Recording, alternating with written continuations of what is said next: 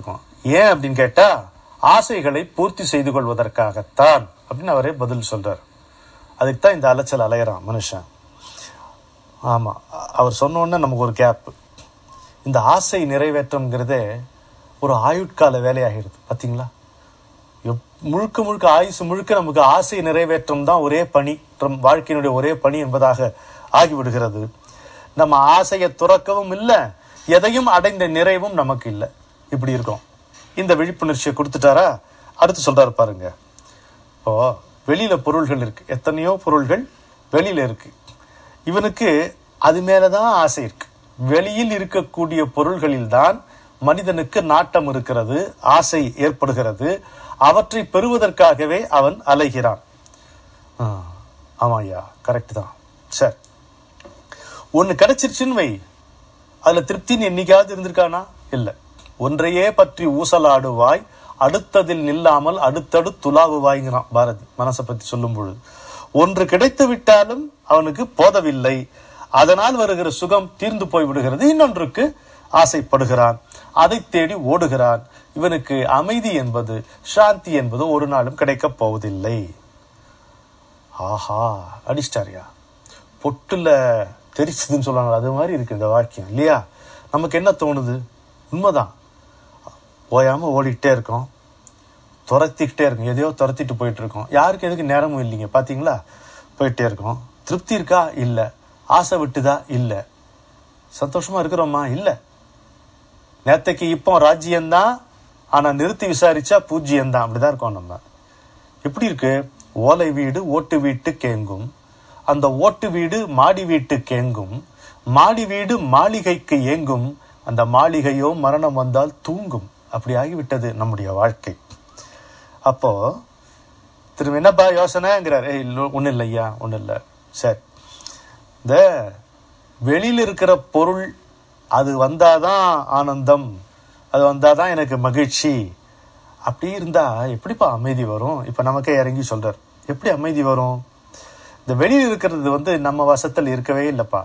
அது புரிஞ்சுக்க. ஒரு சின்ன புல்லா இருக்கலாம், பெரிய மலையா இருக்கலாம். வெளியில் இருக்கின்ற எந்த பொருளும் நம்முடைய வசத்தில் இருக்கின்ற பொருள் அல்லவே அல்ல. ஐயோ, இதை உணர முடியல நம்மால. ஜென்மம் எடுத்த கணக்கை காட்டிலும் செத்த கணக்கே அதிகம்னு நானே புலம்புவேன். அது மாதிரி எத்தனை ஜென்மங்கள் எடுத்தாலும் இந்த பாடம் இன்னும் நமக்கு சரியாக பதியவில்லை. அப்ப அந்த பொருள் வந்தாலும் வரும், போனாலும் போகும். ஒரு பெரிய வார்னிங் வைக்கிறா பாருங்க. ஒரு பொருளை நாம் வசப்படுத்தி கொண்டதாக நினைக்கும் பொழுதே அது கைவிட்டு போகும்ங்கிறார். ஆஹா, ஒரு பொருளை நாம் வசப்படுத்தி கொண்டதாக நினைக்கும் போதே அது கைவிட்டு போகக்கூடும். உடனே எனக்கு தோணுது, ஐயா, நாம் இருக்க பொருள் விலகி போகலாம். You will be alive, you may lose your wealth. பொருள் இருக்க நம் உயிரும் நீங்கலாம். Your wealth will be there, but you will kick the bucket. நாம் இருக்க பொருள் விலகி போகலாம், பொருள் இருக்க நம் உயிரும் நீங்கலாம். நாம் பூமியினும் வேகமாக சுழலலாம், பொருள் தேடி ஆனந்தம் கூடுமோ? பூமியை காட்டில என்ன வேகமாகும்? You may travel faster than the spinning of this very earth, but can you ever get bliss by chasing a thing? வரவே வராது.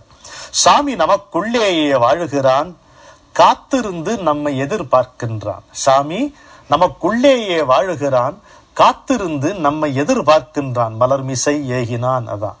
ஆம், இதனை அறிவதுதான் ஆனந்தம், அதுவரைக்கும் இரவு பகல் ததுங்கினதோம். ஆம், இதனை அறிவதுதான் ஆனந்தம், அதுவரைக்கும் இரவு பகல் ததுங்கினதோம் என்று நமக்கு கவிதையிலே சொல்ல தோன்றுகிறது. அப்போ திரும்ப வர என்னப்பா இப்ப புரிஞ்சுதானா? புரியுது ஐயா, புரியுது. நீங்க சொல்லி புரியாம போல. நமக்கு அந்நியமான வெளி விஷயங்களில் இருந்து நிலையான ஆனந்தத்தை சம்பாதித்துக் கொள்வது என்பது நடக்கவே முடியாத காரியம். புரியுதுல? புரியுது ஐயா. இது மனசாந்தியை கெடுக்கின்ற ஒரு முயற்சி. புரியுதா? புரியுது ஐயா. சரி, இவன் ஏன் வெளியில ஆனந்தத்தை தேடுறான் அந்த மனுஷன்? இப்ப நம்ம ஒரு நிலைமைக்கு தயாரானு அவர் நம்ம இடிக்கல. பொதுவாக மனிதனே பேசுறாரு, நம்ம குறிப்பிட்டு பேசாம. இந்த மனிதன் புறத்துல ஆனந்தத்தை தேடிட்டு போறானே, அதுக்கு என்ன காரணம் தெரியுமா? என்ன காரணம் தெரியுமா? அவன் உள்ளுக்குள்ளே ஆனந்த சுரூபமாக இருப்பதுதான். அது அவனுக்கு தெரியல. உள்ளுக்குள்ள ஒவ்வொரு மனிதனும் ஆனந்தத்தின் வடிவம். உள்ளூர அவன் அப்படித்தான் இருக்கிறான். ஆனா அது அவனுக்கு தெரிவதில்லை. தெரியாததனாலேயே ஆனந்தத்தை அவன் வெளியே தேடுகிறான். மாயையால் தானே ஆனந்த சுரூபம் என்பதை மறந்து விட்டதனால் மனிதன் தன்னுடைய சுபாவமே ஆனந்தமானபடியால் இவனுக்கு ஆனந்தம் அடைய வேண்டும் என்கின்ற எண்ணம் மட்டுமே இருக்கிறது. அந்த மறைப்பு கலைந்தோமானால் உள்ளேயே இருக்கிறது ஆனந்தம் என்பதை அவன் புரிந்து கொள்வான். சரிப்பா, இன்னொன்னு சொல்றேன். யாராவது மனிதர்கள்ல எனக்கு மகிழ்ச்சி வேண்டாம், துக்கம்தான் வேணும் எவனாவது போவானா? ஒருத்தரும் கிடையாது. எல்லோரும் ஆனந்தத்தை தேடி செல்கிறவர்கள் தான், இல்லையா? ஆனாலும் இந்த ஆனந்தம் உள்ளே இருப்பதை அறிந்து சாந்தத்தில், அமைதியில் அதை அனுபவிக்காமல் வெளியே ஆனந்தத்தை போய் தேடி துரத்தி அது கிடைக்காமல் இருக்கின்ற சாந்தியை அவன் இழக்கிறான். இருக்கும் இடத்தை விட்டு இல்லாத இடம் தேடி எங்கெங்கோ அலைகிறார் ஞானத்தங்கம். அழகான பாடல் அல்லவா? தன்னுடைய உண்மை வடிவம் என்ன என்பதை ஒருவன் அம்பாளினுடைய கிருபையால் பிரார்த்தித்து அறிய வேண்டும். பிரார்த்தித்து ஆத்ம விசாரம் செய்ய வேண்டும், தியானம் செய்ய வேண்டும். அப்பொழுது தானே பூரண ஆனந்த வஸ்து என்பதை அவன் புரிந்து கொள்வான் என்கிறார். இது நம்ம இப்படி சொல்லி பார்ப்போமா? அகத்தில் இருப்பதே ஆனந்தம், அதை புறத்தில் தேடுவதே துன்பம். சுகத்தில் வராதே ஆனந்தம், தேடி சுற்றி கிடைக்காது ஆனந்தம். இகத்தில் பரத்தை அடைந்திடவே இதய குகையில் சுடராக தகதகப்பதே ஆனந்தம். இகத்தில் பரத்தை அடைந்திடவே இதய குகையில் சுடராக தகதகப்பதே ஆனந்தம்.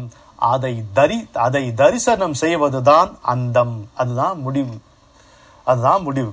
இப்ப என்னன்னா, உள்ளே இருக்கக்கூடிய ஆன்மாவினுடைய நிலை அமைதி. விளக்குன்னு ஒண்ணு இருக்குங்க, அதை சுத்தி வெளிச்சம்னு ஒண்ணு இருக்கு. அது ரெண்டா ஒன்னா? இரண்டு போல் தெரிகின்ற ஒன்று, இல்லையா? அது மாதிரி நம்முடைய ஆன்மா, அதற்கு இருக்கக்கூடிய ஒரே குணம், நீங்க குணம்னு வைத்துக் கொண்டால் அமைதி. ஆனா அந்த விளக்கத்து சுற்றி இருக்கக்கூடிய வெளிச்சம் ஆனந்தம். அந்த ஆனந்தம் உள்ளே இருக்கிறது. அந்த ஆனந்தத்தை அமைதியில் அனுபவிக்கும் போதுதான் அது சாஸ்வதமாகிறது, நிலைக்கிறது என்பதை பார்க்கிறோம். ஆனந்தத்தை அமைதியில் நாம உணர வேண்டும். அமைதி என்பது பின்னணி, ஆனந்தம் என்பது அதை சுற்றி இருக்கின்ற ஒன்று. அது உள்ளே இரண்டுமே சேர்ந்து இரண்டு போல் தோன்றுகின்ற இந்த ஒன்று உள்ளேயேதான் இருக்கிறது. ஒவ்வொரு மனிதனுக்குள்ளும் இருக்கிறது. ஒருபோதும் அதை வெளியே எந்த பொருளின் தேடுவதன் மூலம் அடைவதன் மூலம் கிடைக்காது, இழப்பதன் மூலமோ கிடைக்கவே கிடைக்காது. அதனால ஆசைகளால் துரத்தப்பட்டு வெளியிலே புலன் சிதறி, பொறி சிதறி, பொருளிலே பற்று வைத்து நாமும் சிதறி போகிறோம். இதன் மூலம் ஆனந்தம் கிடைப்பதற்கு இல்லை என்பதை பூரணமாக நாம புரிந்து கொள்ள வேண்டும். Peace emanating from the soul, reflecting itself upon the canvas of consciousness, can be understood by the mind only as happiness. மனதுக்கு அமைதி தெரியாது. மனதுக்கு அமைதியை புரிந்து கொள்ள பயன்படக்கூடிய பாஷை ஆனந்தம். மனதுக்கு மகிழ்ச்சி தான் புரியும், மனதுக்கு ஆனந்தம் தான். அமைதின்னு ஒன்று இருந்துன்னா அங்க மனசு இருக்க முடியாது. Stillness of the mind, அங்க what emerges is peace, what is perceived is peace. எண்ணம் என்று ஒன்று இருக்கும் வரை பின்னம் என்று ஒன்று இருக்கும். அப்போ முழுமை எப்படி கிடைக்கும்? கிடைக்கவே கிடைக்காது. அதனால இந்த அமைதி வசப்பட்டால் தான் நமக்கு புரியும். நாம் இப்பொழுது இருக்கின்ற நிலைமையிலிருந்து நம்முடைய ஆதி இயல்பான அமைதிக்கு கொண்டு சேர்க்கும் பொழுது நாம் உணர்வது ஆனந்தம். அது ஒன்றும் இல்லைங்க, அது உள்ளே இருக்கிறது என்பதை தெரிந்து கொள்வதே ஆனந்தம். இதை பெரியவரே அருளி இருக்கின்ற மகா வாக்கியத்தின் மூலம் நம்ம பார்க்கலாம். ஞானத்தை சேர்ந்த ஆனந்தத்துக்கு அடையாளமே ஆனந்தம்ங்கிறார்.